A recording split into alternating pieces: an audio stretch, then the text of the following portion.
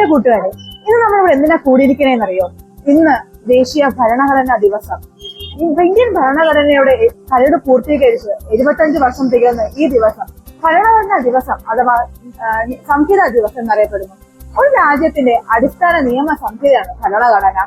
ലോകത്തെ ഏറ്റവും വലിയ ഭരണഘടനയുള്ള രാജ്യം ഇന്ത്യയുടെയാണ്.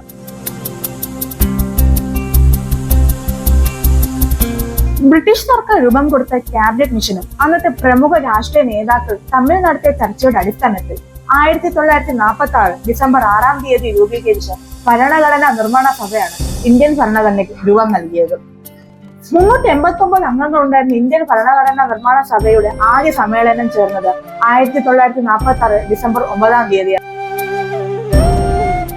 അതിന്റെ താൽക്കാലിക അധ്യക്ഷനായി ഡോക്ടർ സച്ചിദാനന്ദ സിൻഹയും പിന്നീട് സ്ഥിര അധ്യക്ഷനായി ഡോക്ടർ രാജേന്ദ്ര പ്രസാദും തിരഞ്ഞെടുക്കപ്പെട്ടു. ഭരണഘടനയുടെ കരട് തയ്യാറാക്കുന്നതിനായി നിയമിച്ച സഭയാണ് ഡ്രാഫ്റ്റിംഗ് കമ്മിറ്റി. അതിന്റെ ചെയർമാനായിരുന്നു ഡോക്ടർ BR അംബേദ്കർ. അദ്ദേഹത്തെ ഭരണഘടനാ ശില്പി എന്നറിയപ്പെടുന്നു. 2 വർഷവും 11 മാസവും 17 ദിവസവും എടുത്തു ഇന്ത്യൻ ഭരണഘടന രൂപീകരിക്കുക. 1949 നവംബർ 26 ഭരണഘടനാ നിർമ്മാണ സഭ ഭരണഘടനയ്ക്ക് രൂപം കൊടുത്തത്. നവംബർ 26 ദേശീയ ഭരണഘടനാ ദിവസമായി ആചരിക്കുന്നു. 1950 ജനുവരി 26 ഇന്ത്യയുടെ ഭരണഘടന ഔദ്യോഗികമായി പുറത്തു വരുന്നത്.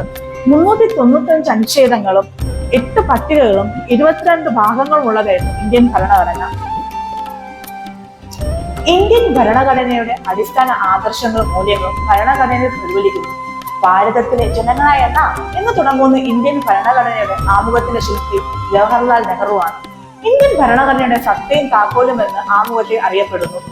നീതി, സ്വാതന്ത്ര്യം, സമത്വം, സാഹോദര്യം തുടങ്ങിയ പൗരന്മാർക്ക് രാഷ്ട്രം ഉറപ്പുവരുത്തേണ്ട ലക്ഷ്യങ്ങൾ ആമുഖത്തിൽ ഉൾപ്പെടുത്തിയിട്ടുണ്ട്.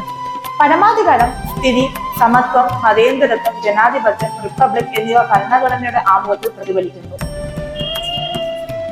പാർലമെന്ററി ഭരണ സമ്പ്രദായം, മൗലിക അവകാശങ്ങൾ, മൗലിക കർത്തവ്യങ്ങൾ, നിർദ്ദേശക തത്വങ്ങൾ, നിയമവാഴ്ച, സംയുക്ത ഭരണ വ്യവസ്ഥ, എഴുതപ്പെട്ട ഭരണഘടനയുടെ സ്വതന്ത്ര നീതിന്യായ വ്യവസ്ഥ എന്നിവ ഇന്ത്യൻ ഭരണഘടനയുടെ പ്രധാന സവിശേഷതകളാണ്. ഭരണഘടന നിർമ്മാണ സഭ ഭരണഘടനയുടെ കരട് അംഗീകരിച്ചത് 1949 നവംബർ 26 എല്ലാ വർഷവും നവംബർ 26 ഭരണഘടനാ ദിവസമായി ആചരിച്ചു പോരുന്നു. ഭരണഘടനയുടെ കരട് അംഗീകരിച്ച് 75 വർഷം പൂർത്തിയാക്കുന്ന ഈ അവസരത്തിൽ ഇന്ത്യൻ ഭരണഘടന ഒരു സജീവ പ്രമാണമായി നിലനിൽക്കുന്നു എന്നുള്ളത് ഓരോ ഭാരതീയനെ സംബന്ധിച്ചും അഭിമാനാർഹമായ കാര്യമാണ്. ഇപ്പോൾ നിങ്ങൾക്ക് ഇന്ത്യൻ ഭരണഘടന എന്താണെന്നും അതിന്റെ വിശേഷതകൾ എന്താണെന്നും മനസ്സിലായല്ലോ. ഇന്ത്യൻ ഭരണഘടനയുടെ കരട് പൂർത്തീകരിച്ച് 75 വർഷം തികയുന്ന ഈ സാഹചര്യത്തിൽ എന്റെ എല്ലാ കൂട്ടുകാർക്കും ഭരണഘടനാ ദിനാശംസകൾ നേരുന്നു. ജയ് ഹിന്ദ്.